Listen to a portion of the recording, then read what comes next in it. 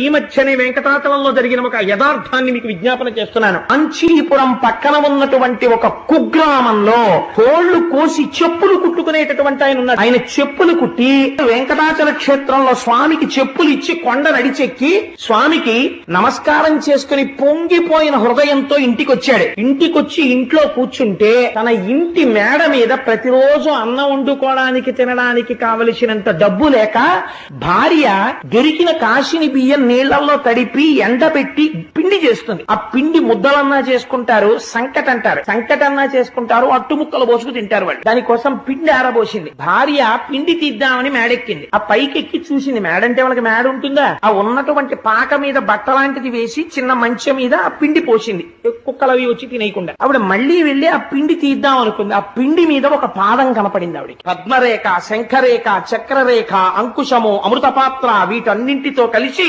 వెలిగిపోతున్న పాదముద్ర ఒకటే ఆ పిండి మీద కనపడింది. ఆవిడ చూసి ఆ పాదముద్ర చూసి పొంగిపోయి ఏమిటి పాదముద్ర అని భర్తకి చెప్పింది. ఆయన వచ్చి చూసి ఈ ముద్ర చూస్తుంటేనే అవ్యాజమైన ఆనందం వస్తోంది. పెద్దలు పంతులు గారిని ఎవరినన్నా తీసుకొస్తానని తీసుకొచ్చి చూపించాడు. తీసుకొస్తే ఆయన చూసి అయ్య బాబో ఇది వెంకటేశ్వరుడి పాదం రా అన్నాడు. వెంకటేశ్వరుడి పాదం పిండి మీద పెడితే ఆయన ఏం చేశాడో తెలుసా అండి? నాకేమొచ్చు, నా స్వామికి వచ్చి చెప్పిస్తాను. నా స్వామి కాలి సైజు తెలిసింది. మొన్న ఇంత చెప్పులే పట్టుకెళ్ళా, ఈ సైజుకి సరిపడ చెప్పు చెక్కుతానని ఒక తోలు పట్టుకొచ్చి తాను చెప్పులమ్ముకు బ్రతకవలసిన వాడు ఉన్న తోలు దాని మీద పెట్టి కోసేశాడు. ఒక్క చెప్పుకే సరిపోయింది. ఒక్క చెప్పు అందంగా కుట్టి తల మీద పెట్టుకుని నడుస్తూ వెంకటాచలం వెళ్లి కొండెక్కే మార్గంలో ఇచ్చేస్తానన్నాడు. అదే సమయంలో శ్రీకాళహస్తి దగ్గర వేరొక చెప్పులు కుట్టేవారింట్లో కూడా ఇదే పాదం పడింది. అక్కడ ఎడం పాదం పడింది, ఇక్కడ కుడి పాదం పడింది. ఆయన చెప్పు కుట్టి తల మీద పెట్టుకుని ఇద్దరు ఒక్కొక్క చెప్పే పెట్టుకుని కటిక దరిద్రులు చెప్పులు కుట్టమ్మేవాళ్ళు చెప్పట్టుకుని ఇద్దరు చెప్పులు పట్టుకుని